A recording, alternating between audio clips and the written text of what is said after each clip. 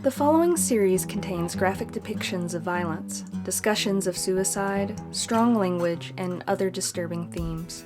At its heart, this is a story about death and how the choices we make affect the people left behind. While the story explores themes of loss, it is a work of fiction. It is not intended to glorify self-harm or suicide. If these topics are difficult for you, please take care of yourself and step away whenever you need to. And if you or someone you know is struggling, resources are available in the description.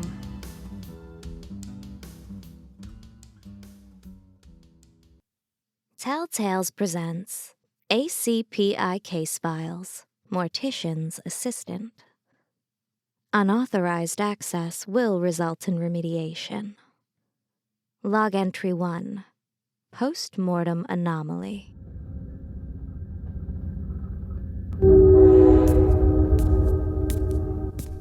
Ian Carlisle moved through the cars of the train, lithe forms slithering around idle passengers blocking the aisles with their luggage. He felt the steady build of the wheels over the tracks as the train made its retreat from Chicago. Sounded like a thunderstorm that was miles away. The vibrations of that whispered storm felt beneath his feet only served to stir his roiling thoughts. Keep going. Keep moving. Don't let it pull you back under.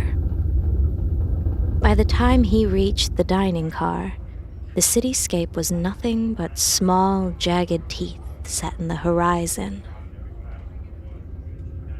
There was no hiding here.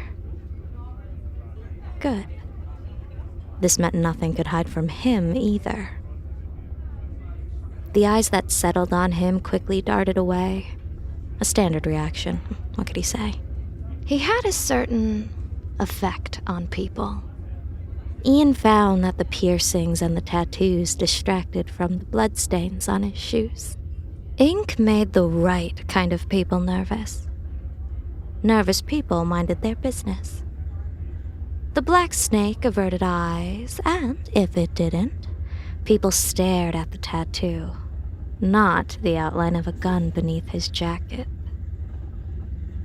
The noise on the train should have drowned out the sound of his own breath, but it was all he could hear.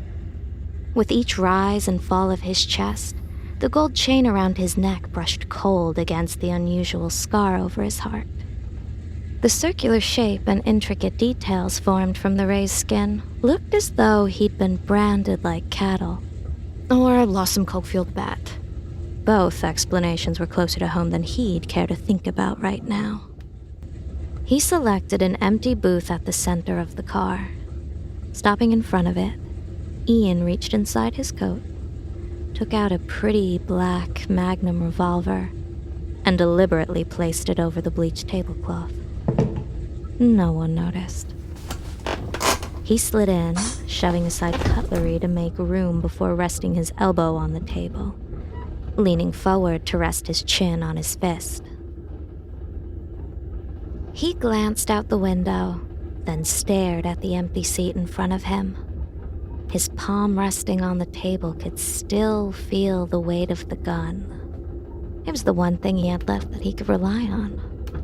You can't be shot in the back by the gun in your hand. The sensation of its spinning chamber lived in his skin. The whirring of that rotating cylinder in his mind was a hiss ringing in his ears, as if the snake on his neck was whispering to him. He clutched the gun, taking a deep breath.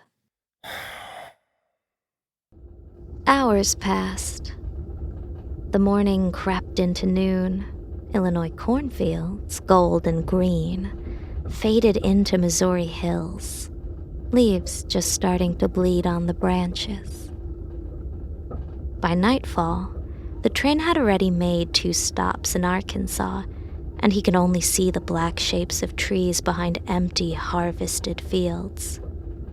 They looked like mountains, dark, looming, unreachable. Funny. He'd never seen mountains, or so many stars. maybe he just stopped looking for them. A shard of silence cut through the noise. Ian's thoughts were finally quiet too. But he felt it now. Those white-hot needles that pierced every inch of skin.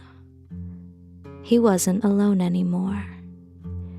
In the reflection of the window, where there had been nothing but a darkened bench moments ago, a man sat in a coat and a black hat. The man in the black hat was sitting so still that the leather seats didn't creak despite the ever-churning motion of the train. Gotta admit, figured you'd take longer to catch up. He didn't regard Ian, and there was no way to see his expression beneath the shadow of his wide-brimmed hat. Guess I was wrong. Lot of that going around lately. Ian rolled his neck, throwing an arm over the back of the seat. Thought this one might play out different. Turns out I was just bluffing myself. Ian picked up the gun, raising it, slowly, until he stared down the barrel. The man only watched him, or seemed to. His fingers steepled, waiting. Ian didn't cock the hammer. This whole thing. Busted flush. Knew it as soon as the cards hit the table. Ian leaned forward, one hand on the table, gesturing between himself and the man with the barrel of the gun. You ain't letting me cash out, and we both know it. He slid back into his seat. A knowing smirk masked his face.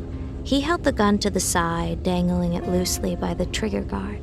He twirled it on his finger in 3 circles, leveling it at the man again on the 3rd spin. So fuck it. All bets are off. The man in the black hat leaned forward then, inches from the barrel. This is the part Ian wouldn't remember, when the man's voice became nothing but a shrill and piercing sound. A radio signal, dead and long. The hissing, the train, and that noise became too loud to hear anything but the cocking of the gun in his hand, and the feeling of cold metal against his temple. Let's up the fucking ante. His eyes, a pale blue even in the dark, now seemed to burn. All or nothing.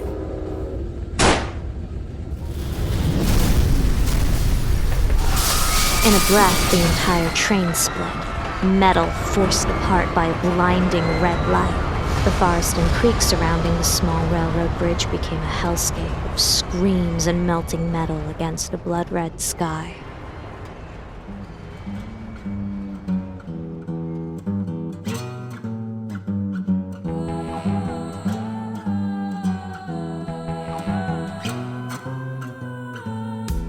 Darkness survives in bright places, familiar town that is full of strangers' faces. Serpent's grin, make a bet with a hand of ace. They'll kill us, and maybe we'll let them. Come and find a place to hide, 1,000 hands to blind my eyes. Gamble with death and lose a kiss from me or the devil you choose. Caskets call you. Cold table cursed with a torn soul. I die to keep you warm. Will you choose to fold? Mortician, won't you need an assistant? Death is such a dirty, dirty business.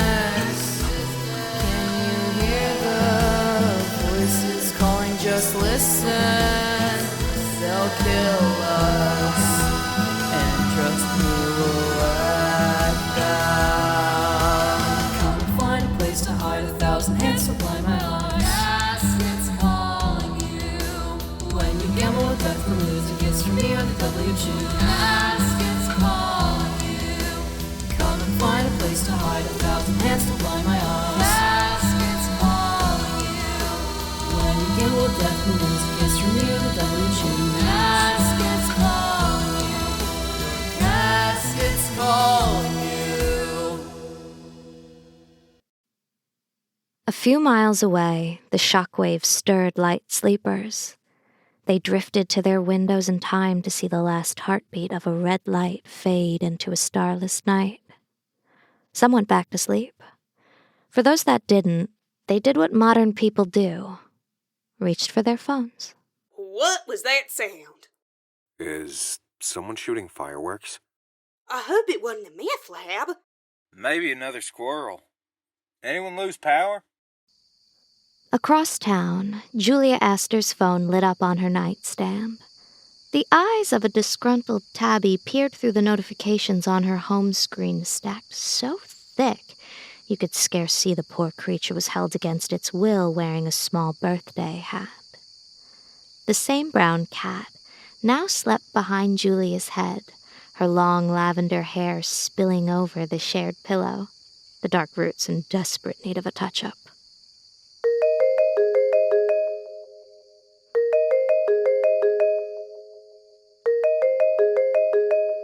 The ringtone kicked her awake. She rolled over, arm draping off the side of the bed as she shifted her body towards the nightstand. Bleary-eyed, she reached for her phone, sending her glasses clattering to the floor in the process. Her fingers brushed the edge of her case, pushing it further out of reach. She fumbled for it, hand searching in the dark, bumping into a cup of water, sloshing the contents onto an assortment of dog-eared books she'd never finish.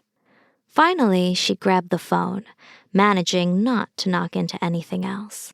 She squinted against the bright glare, holding it near her face.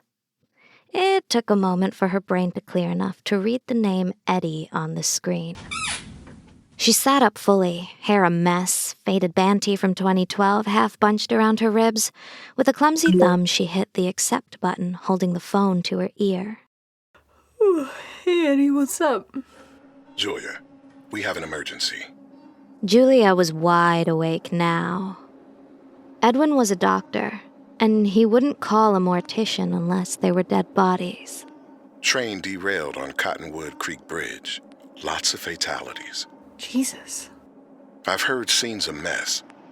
We've got 19 here already. We're gonna need all hands on deck. Julia threw off her covers, bare feet hitting the floor.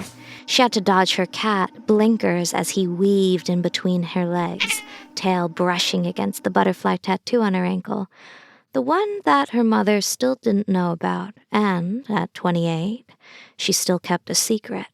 Didn't expect my first job to be a mass casualty. You learn best thrown into the deep end.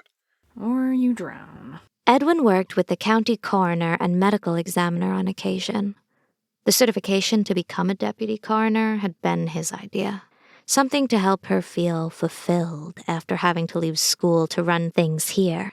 His real intentions had been to pull her from the pit she'd fallen into. Can you take some bodies? Sure, got room for 9 if no one else dies tonight. Julia, now dressed in a simple cardigan, sat on the edge of her bed, pulling on a pair of khakis, phone held by her shoulder. Enough people died tonight, so let's hope not. Well, you're a doctor, Eddie. You know death doesn't care about numbers, even in a small town. Yeah, working with your daddy at the funeral home taught me that. Julia leaned over an antique vanity, pulling her hair into a messy ponytail, glasses perched on her nose. I guess med school is more about keeping patients alive, huh? Yeah, they don't concentrate on this part much. Julia had to dodge boxes as she searched for her shoes. The ones labeled records varied from 1940 to 2020. Others read family photos, dad stuff, property documents. The whole room looked like someone gave up partway through spring cleaning. Kneeling to move one of the boxes, she met the eyes of a photograph sitting among the scattered cosmetics on the vanity. She reached for it, fingers brushing the chipped frame. Well, you learn a lot of things growing up in a funeral home. Mostly how easy it is to die. The photo was of Julia, age 8, hugging her father's neck. She was grinning, proud of her missing teeth, lips tinged blue from cotton candy. They went to the fair that day. He never smiled. Not really. But in the hazel green eyes they both share, there was a happiness. She could always recognize it when other people couldn't. When she set the frame down, she noticed her hands were shaking. She left the room and entered the upstairs hall, walking past her old bedroom with flowers painted on the door. By the time she touched the lacquered wood of the banister at the top of the stairs, the trembling had stopped. Julia, it's only been 6 months. If this is too much... I'm fine, Eddie.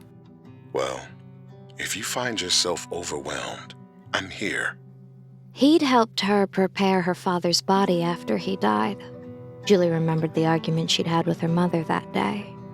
She tried to explain why it was important that she be the one to embalm her father.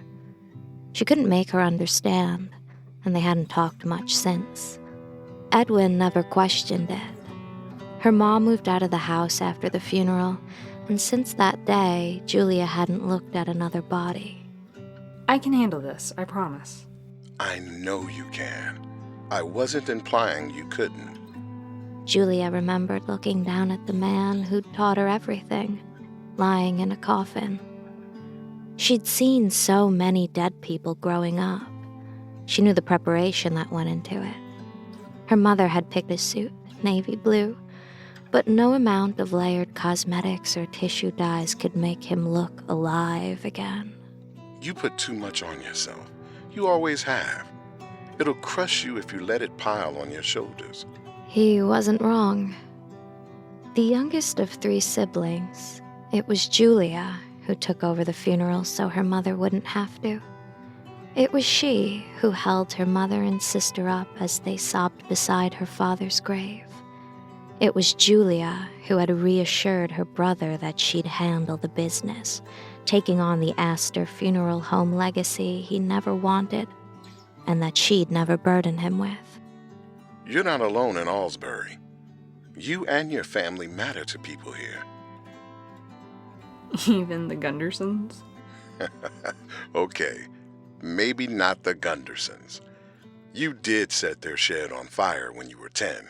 False charges, unproven, and a complete accident. Julia, grateful for the change of subject, reached the bottom of the stairwell, having survived the home's pictorial gauntlet of yesteryear. White Jesus with perfect hair, a glowing Thomas Kincaid cottage, 2 chubby cherubs staring upward like they were annoyed with God. Between them, family photos crowded the wall, layered thick over the god-awful wallpaper her mother had picked out after they'd moved in sometime around 1999. Underneath the stairwell was a wooden door. It opened to a set of dark, narrow steps, at the bottom of which was another door with frosted glass stamped in black letters. Morgue entrance. Well, delinquent or not, you turned out all right. Delinquent? I cried once because my sister stole a candy bar, Eddie. I remember. Look, I gotta get off here. But before I go, I gotta say, your dad would be proud of you. Thanks, Eddie. I'll talk to you soon. She knelt, stroking Blinkers' head. The feel of his fur grounded her. Time to get some guest rooms ready. When she stood, her feelings were neatly placed in a box and put on the shelf with all the rest. A few miles away at the hospital, Edwin took a tablet from an EMT and signed his name as more people arrived in body bags. At the site of the train wreck, the scene was bathed in firelight. Men and women in reflective jackets rushed around the debris. Firefighters and police desperately dug through wreckage, pulling bodies and miraculously some survivors from the broken scraps of metal. A distance away from the disorder, Ian Carlisle lay flat on his stomach, mouth slightly agape, eyes wide and vacant, staring forward, oblivious to the carnage behind him. On the right side of his head, a single hole, leaking blood in rivulets down his nose and lips. Aside from the bruises, the singed clothes, and some large cuts ripped into his body, he was intact, something that shouldn't have been possible given the circumstances. From the tree line, a figure emerged, casting a shadow over the fallen man. Such a waste. I had high hopes for you, Ian. More paramedics scrambled nearby, their voices shouting, becoming louder. But none seemed to notice them. The man in the black hat pressed his foot underneath Ian's chest and, with effortless strength, rolled him over in a single motion. It's not very often one of my players can keep their cards so close to their chest. I'll admit, I'm impressed. I was almost clever. On his back now, eyes to God, Ian's arms were spread like wings. The man leaned forward, and through the gloves he wore, a single nail ripped free, tracing the ridges of the scar on his chest. A deliciously entertaining strategy, truly. The reality of your fates is almost enough for me to forgive your debt. The problem is, you won the hand, but you lost the game. The mark on Ian's chest glowed beneath the man's fingers as he pressed them over it. The red light couldn't reach the shadows that concealed his face. Losers have to pay the price. The house always collects, Ian. The paramedics grew nearer, and the man stood, turning from Ian to press back into the darkness. Hey, we got another one over here. By the time the paramedics made their way down the embankment, he was gone.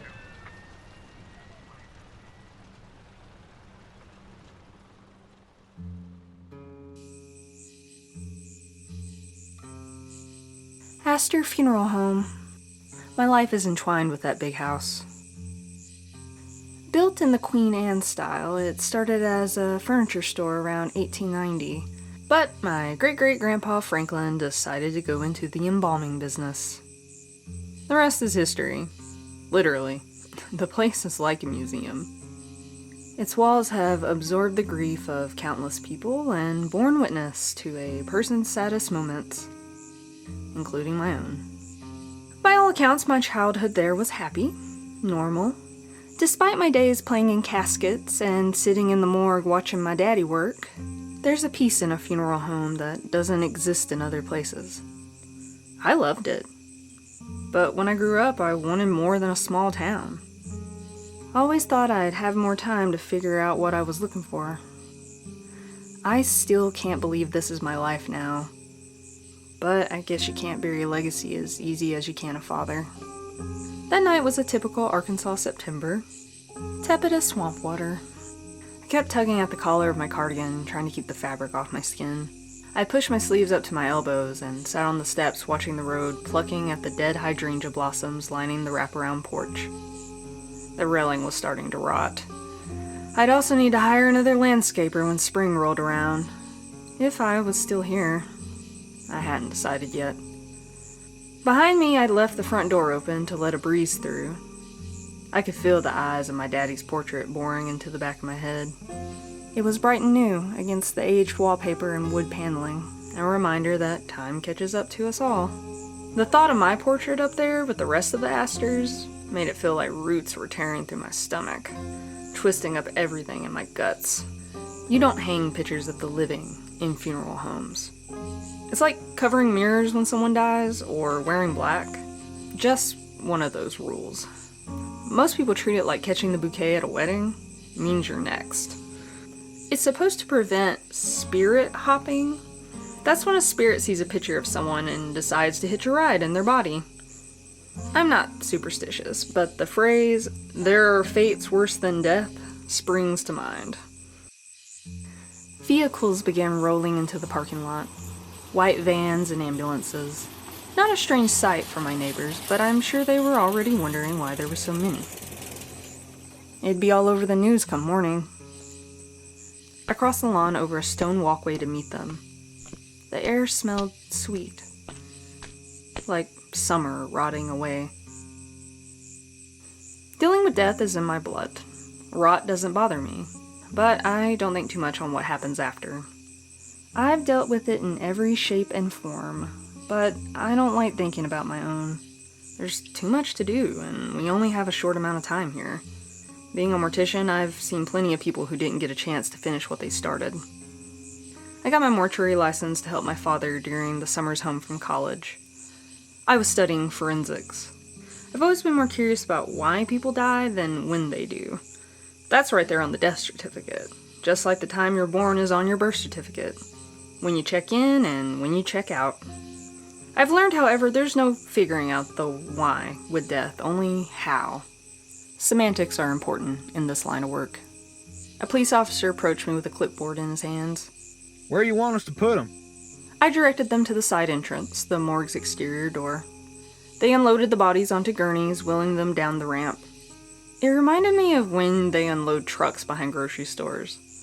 When bodies are nameless through injury or sheer volume, it's easy to forget they were alive just hours ago. That they were people. Deceased, remains, cadavers. When we die, our bodies cease to be labeled as human. And it's usually not until they're on my table that they get that humanity back. My grandpa George called them guests, which always seemed more apt to me. But sometimes, you get unexpected guests. When the final gurney rolled across the asphalt, disappearing behind the door, a chill traced up my spine, and I tugged my cardigan close. Once the guests were settled into their cold drawers, Julia got to work. Each body received a number. Toe tags were mostly relics, good for movies, but considered unhygienic by modern standards. Instead, she carefully wrapped their wrists with identification bands like those used in hospitals. By the time she got to pulling them for examination, her white PPE lab coat was flecked with cast-off blood from the body bags. She used a hoist to lift them, but she knew her back would be wrecked tomorrow. In the prep area, she adjusted the harsh fluorescent light above the table, the black body bag glossy beneath it. Her instruments sat neatly arranged on a tray out of habit more than necessity. On the counter behind her, she set up her laptop beside the suction pump and pressed record. Following the train derailment on September 14th, 2021, I, Julia Astor, the licensed mortician at Astor Funeral Home and a deputy coroner of Clark County, Arkansas, will assist in the housing and cursory examination of the victims. She reached for the zipper, sliding it open to reveal the blood-stained face of a man with auburn hair, roses inked along his neck, and a black snake winding through them. She paused the recording. Working methodically, she removed his clothing and personal effects, placing them each into a labeled bag for the family. Wallet, watch, belt, shoes, everything documented before being stored. His identification was inside the wallet, so she entered the information into his chart. Name, Ian Carlisle. Date of birth, 10/26/1991. Height, 6 feet 3 inches. Weight, 186 pounds. Residence, Chicago, Illinois. He wasn't much older than her. Sorry you'll miss your 30th birthday, Mr. Carlisle. She started the recording again, camera in hand. Beginning examination of body number 7, September 15th, 2021, 6:43 a.m.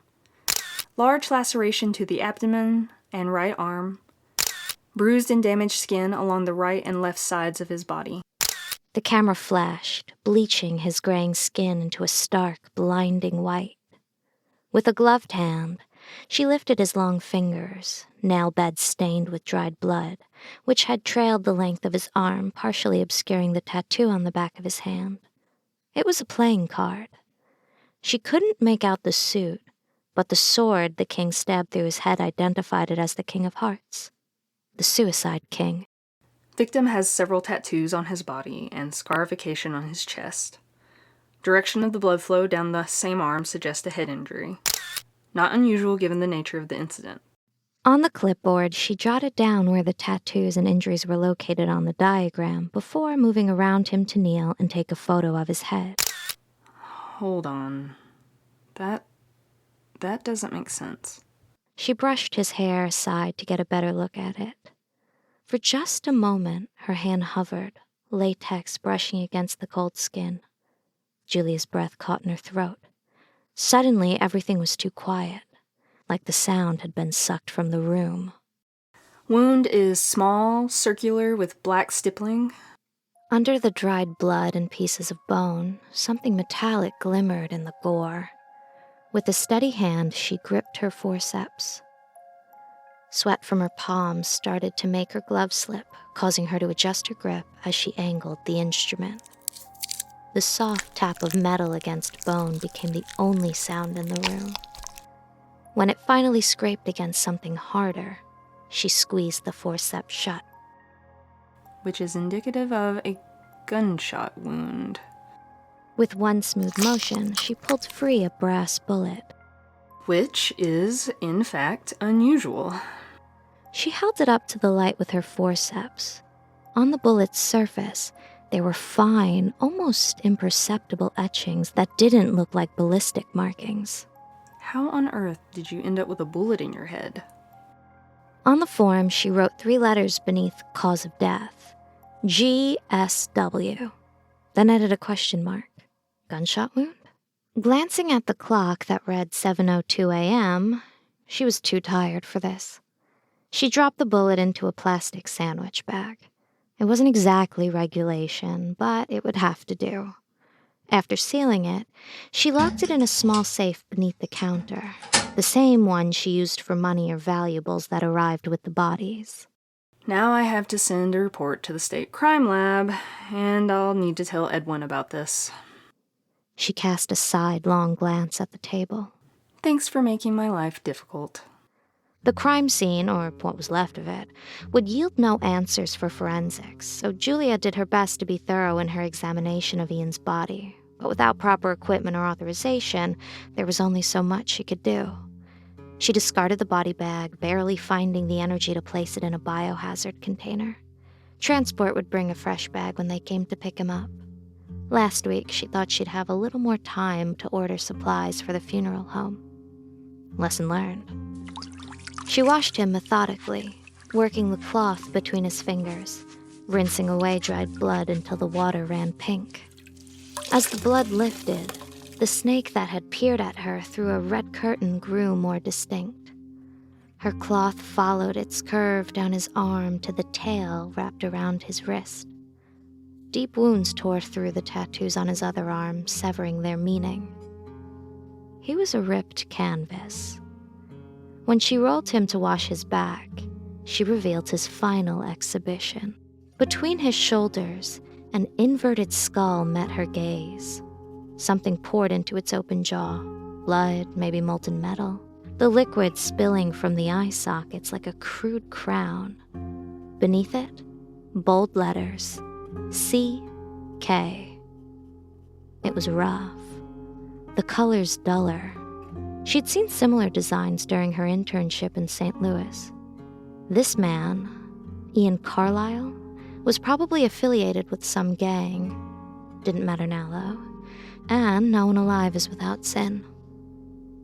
Once he was clean, she used the last of her strength to return him to his drawer. I'm too beat to deal with you or your shenanigans, Mr. Carlisle. Once I've had a nap, I'll call the lab. Don't worry, they're nice there. With a decisive push, the drawer slid closed in one smooth motion. A bit stuck up sometimes, but nice. After removing her protective gear, she rubbed her neck. She gave a final look over her shoulder towards the alcove that housed the freezer. I'll see you guys later. The door shut behind her, and silence settled over the morgue.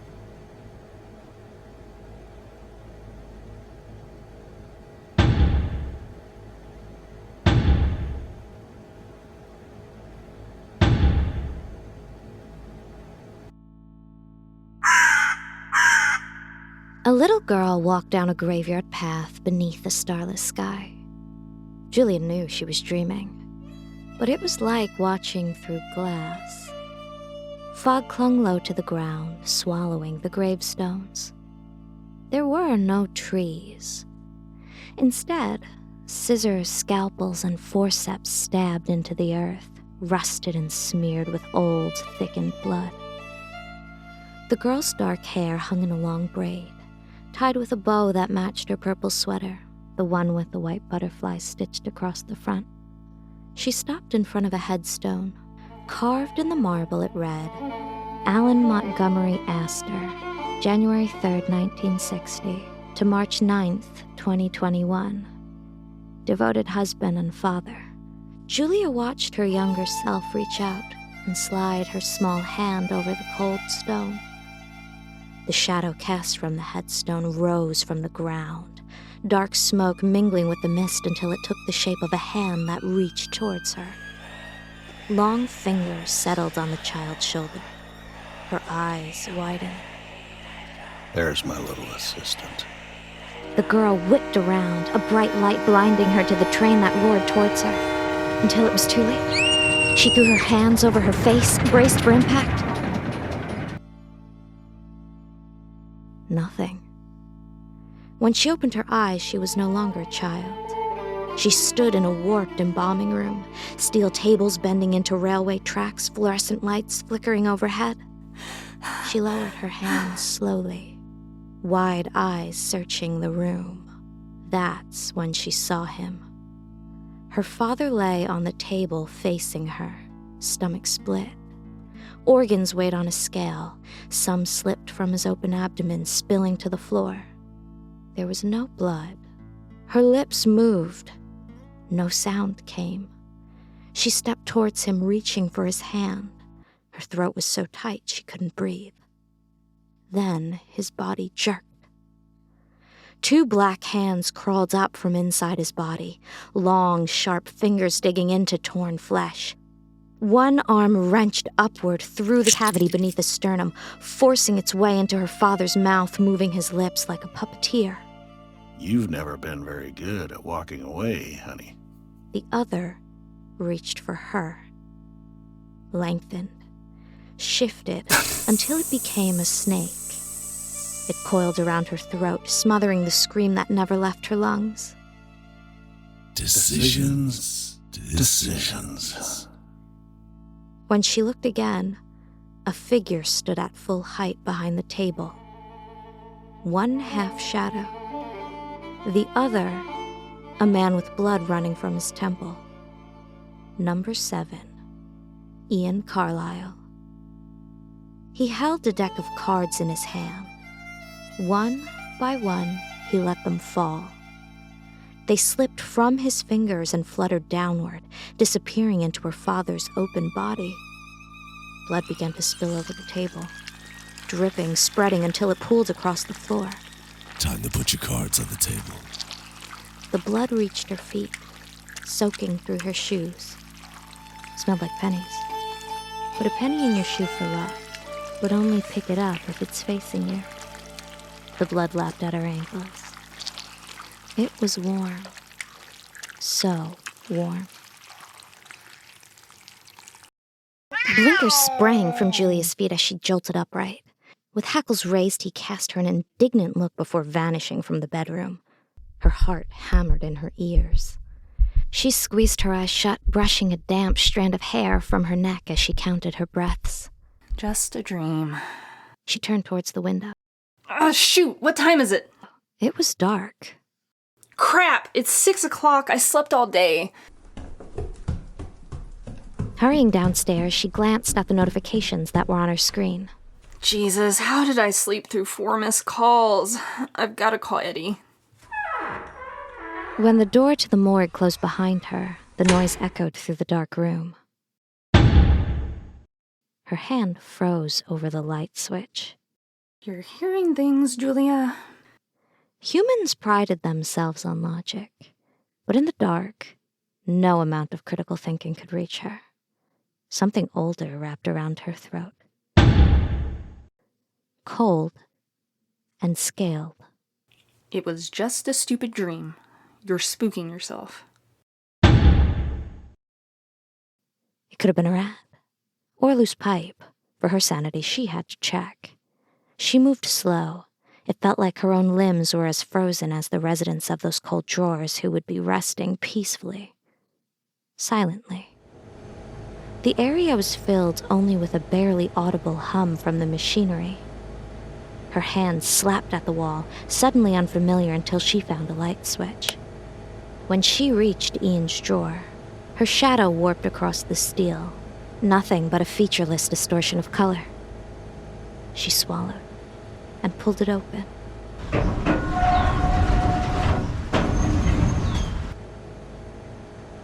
There's no way. Ian's milky eyes stared at the ceiling.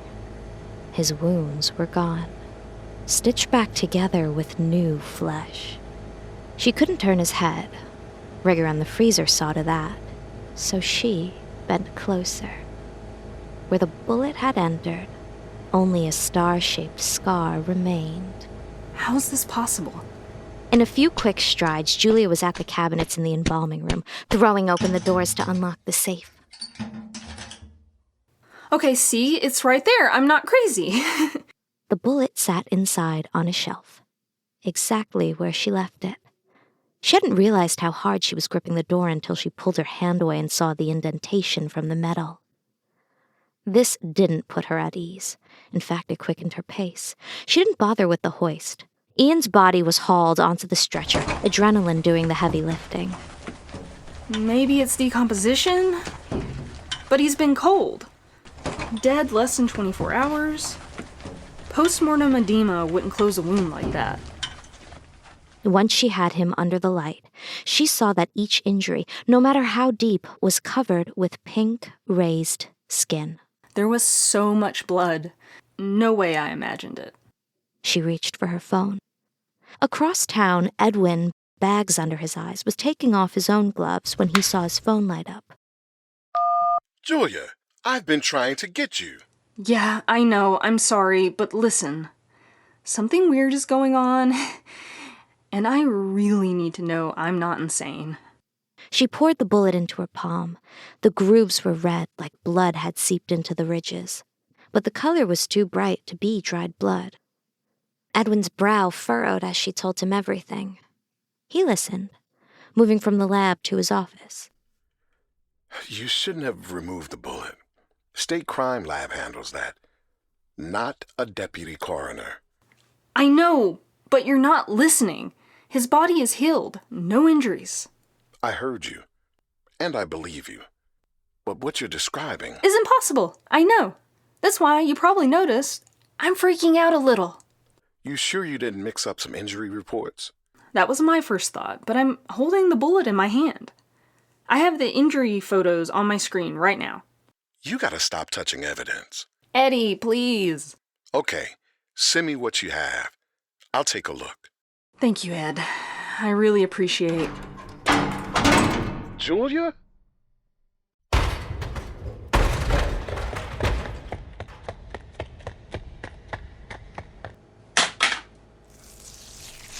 Are you there? The phone lay at her feet, screen shattered. What's that noise? She couldn't move. Cold drawers were ripped from the walls, bodies in pieces, crouched over them. Ian, alive, teeth wrong, shark-like, animal, tearing strips of flesh from a corpse. Oh my God. His head snapped towards her. Those eyes, clouded with death, found hers. She took a step back. He stood. The bullet, now clutched in her fist, burned, hot, pulsing. She didn't feel it. She could only stare at the viscera staining his lips, which twisted into a smile. Too many teeth gleamed, stained pink. She bolted. Turning the corner, her hip hit a tray, instruments clattering to the floor. No fucking way. That's what we doing now. Hide and seek? He tasted the air with his tongue, waiting until her footsteps quieted. Ian slipped from the room. His body jerked, protesting his movement. Then it stilled. Guess I'm it then, huh? He dragged blood-stained hands over his eyes, fingers spread just enough to peek through. 1 Mississippi. Julia clamped a hand over her mouth, backing into the corner. The supply closet had been her only choice. Now, she was cornered. 2 Mississippi. Without her keys, she couldn't unlock the side door. She shut her eyes tight, trying not to make a sound. 3 Mississippi. She flinched away from the sliver of light piercing the cracked door. His shadow filled the gap. Ready or not, sweetheart. Here I come. When he was gone, she leaned forward, straining to hear his footsteps. Nothing. Only blood pounding in her ears. I have to run. I have to run. She braced, hand tight on the door's edge. Now. Then a pale eye filled the crack. Gotcha! Julia didn't even have time to gasp before long fingers tightened around her throat. She felt her feet leave the ground, then her back hit the concrete. That was your plan? Hide in the fucking mop closet? Christ, give me a fucking challenge. She felt the bloom of heat where her skull cracked against the floor. Blood turned her hair violet red. The room spun. When the specks of light cleared from her eyes, she felt his weight on top of her. His hand still gripped her throat, making it hard to breathe. All she could smell was blood. Her own. And what coated his hands along with the sticky flesh that clung there. She looked up into his face. He cocked his head, hair falling into those pale eyes. Hey, let me ask you something. He thumbed her trachea, a sly, easy smirk teasing the edge of his mouth. Weren't I dead like 10 fucking minutes ago? His grip tightened. Julia felt warm liquid trickle down her neck where his sharp black nails pierced her skin. Her face grew red, eyes watering. She clawed at his hands, her vision going blurry. He leaned closer to her face, loosening his grip enough for her to breathe. Then he pinned her arm, his nose trailing up her neck, where the trickles of blood cooled. No breath brushed her skin. Why the fuck do you smell so goddamn good? He was so cold. Her eyes darted around the room.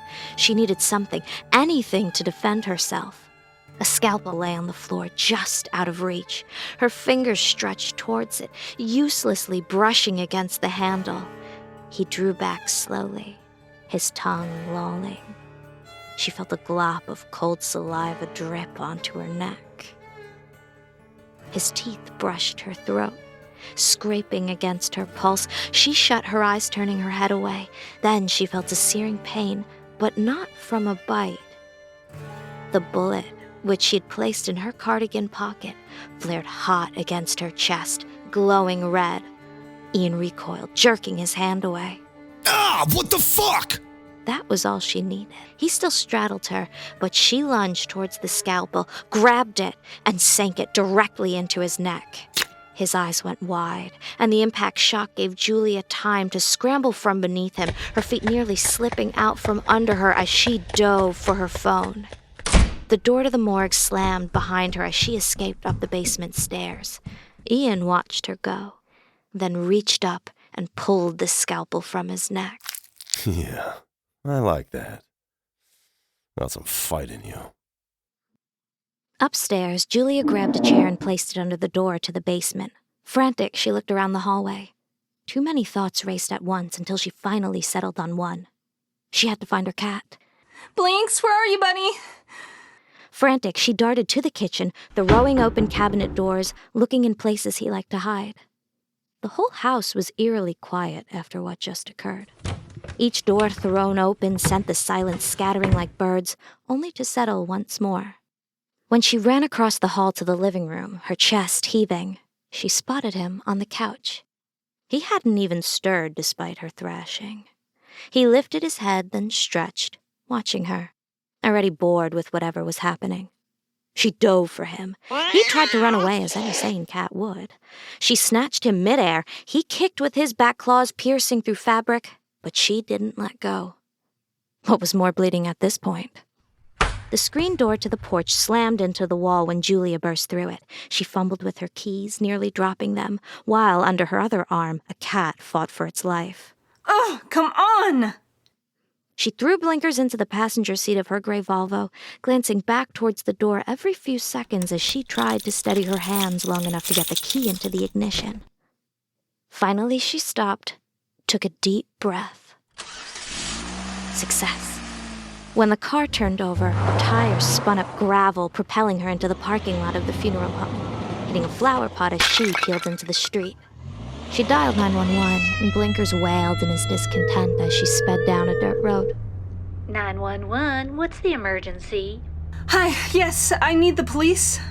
There's someone inside my funeral home. He's in the morgue, and Slow down, ma'am. What is... name? The address? Hello? Hello? Shit, did I lose signal? Sorry, ma'am, you cut out. Where did this incident occur? Astor Funeral Home, 1330 Cypress Lane, Alsbury. In a dark office where the only illumination came from computer screens casting a green glow over an operator, sleek bob and tailored suit, sitting delicately adjusting her mouthpiece. She listened patiently to the frightened voice on the other end, a familiar occurrence in her line of work. Are you at the location? No, I left. I'm in my car. Julia was trying to breathe, to think logically, but there was no logic in this. Blinkers glowered at her. Displeased. This whole turn of events was rather inconvenient. We'll dispatch an officer to that location immediately. Try to stay calm and remain clear of the vicinity. They hung up. What the hell? The woman pushed her wheelchair away from her desk. Behind her, a large logo covered the entire wall. It read, Agency of Cryptid and Paranormal Investigation, and matched the pin attached primly to her dark tweed suit, beside a bluebird pendant that matched one of her eyes. She pressed a button on her headset. This is Bluebird. Put me through to Shinigami. It's urgent.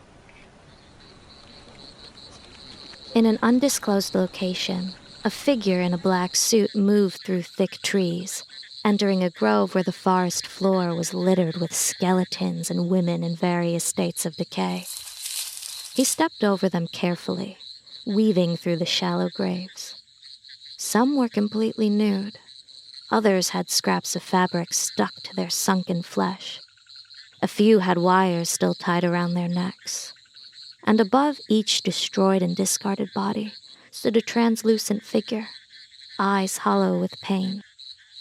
The man carried with him a scythe, which he gripped in both palms now as the spirits of the women, having noticed him, drew closer.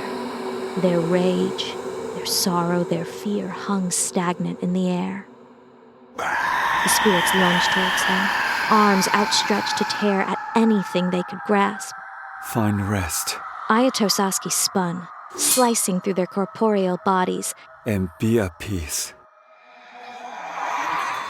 Each dissipating into a bright powder blue light that fell like embers.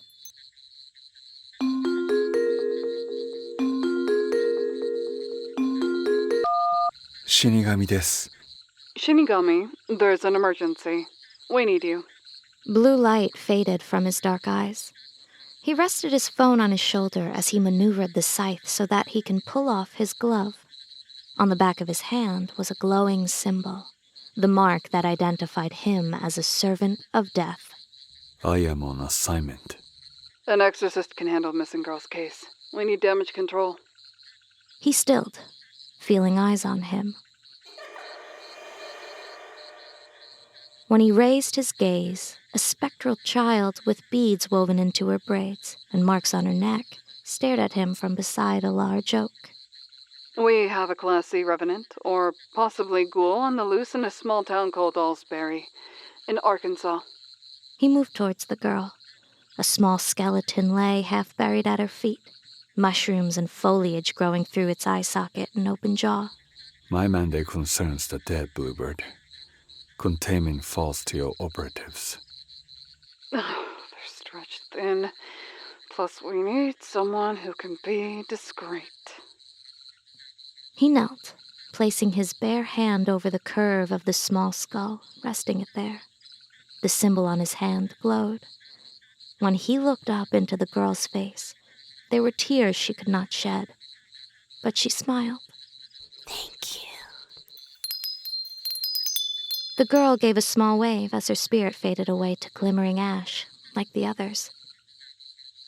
As much as Bluebird didn't want to distract from Shinigami's task, a Class C threat meant people could die. She was sparing him more ghosts to deal with. The undead fall within the Reaper's jurisdiction, right? Surely you're capable enough to handle it. Reaper's fairy souls. Reanimation does not fall within my sanction. Technically, ghouls and revenants have souls. Are you saying you won't do it? He placed the glove back on his hand, the now faded symbol, not unlike that which you may find on a tarot card, disappearing beneath the fabric. That is not what I said. I will address this matter, but this must not become precedent. Above the agency, I am charged with Sacred duty to death. The burden of redemption. Yeah, I get it. Coordinates sent. the gates of passing do not exist for the ACPI's convenience. Their use carries a cost, even to me. Just use your little portal to get there ASAP before someone dies. Ayato swung his scythe, and air sucked in towards the shining arc, ripping it wider. The force would have torn his glasses off his face had he not caught them. The vivid light cast shadows that hollowed out his face, and bathed the no longer forgotten bones in a blue glow. Oh, and Shinigami? A civilian has made contact. Her name is Julia Esther. You'll need to deal with her once your business is concluded. Understood. With that, he stepped through the tear he created onto a waiting boat, floating in a sea with no end, hands reaching towards him like waves. The ferryman beckoned him forward. Thanks for listening to Episode 1. ACPI Case Files, Mortician's Assistant is a production of Telltale's Media, written and edited by Taylor Chaney with art by Alba Marine. Narrated by Lolita DiGenova. Original music by Alexander Flexman at Morzamore Studios. Voice performances by Jay Shin, David Cook, Jesse Hill, Quinn Breyer, Yoshi Ando, and Taylor Chaney, with additional voices by Lily Marino, Jordan T. Bates, Dead Serious, G.S. Hunt, and Alistair the Cat as Blinkers. If you'd like to support this and future episodes, join us on Patreon at Telltales. That's TELLTEIGHLS. Subscribers get exclusive access to the Mortician's Assistant comic series, as well as other perks including short stories, live streams, and art. Need to protect your budget? We get it. You can always send some love through buymeacoffee.com and any of the other one-time support platforms listed in the description. Every bit helps, and we're incredibly grateful for whatever you can give. Please follow us on social media at Telltales for updates. ACPI Case Files is available wherever you listen to podcasts. Log entry 1, archived.